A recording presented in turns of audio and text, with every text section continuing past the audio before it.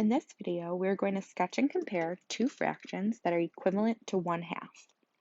We can see in our model here that we have one rectangle that is split into two equal parts, and we have one of those two equal parts shaded, which represents 1/2.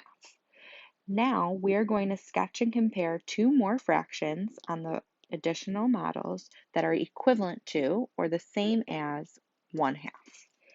To do this, the first thing I'm going to do is I'm going to highlight my 1/2 in each of my models because I know in order for these fractions to be equivalent, they have to take up or cover the same amount of space. So I'm going to make sure these are equal or equivalent.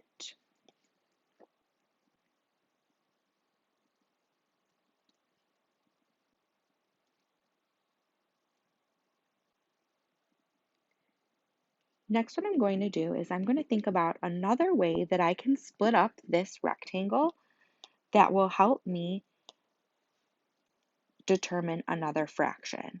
So I'm going to draw lines to split each one of these halves in half again. And now I can see that instead of having two equal parts, I have 1, 2, 3, 4 equal parts. So now my rectangle is split into fourths, 4 equal parts, and we can see that we have 1, 2 of those equal parts colored in. So 2/4 is equivalent to 1/2.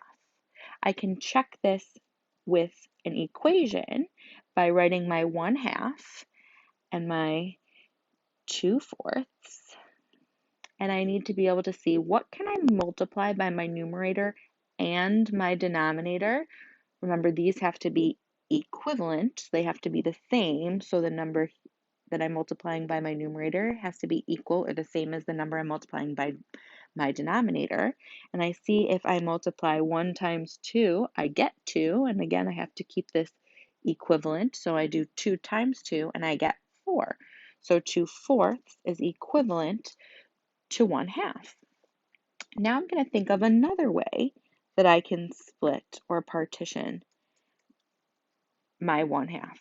So I split it into 4 equal pieces. Now I'm going to split each one of those pieces in half again as best that I can.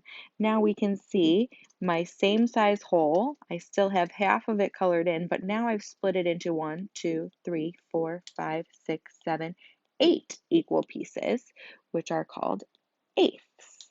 I can see that I have 1, 2, 3, 4 of my eighths colored in. So another equivalent fraction to 1/2 is 4/8.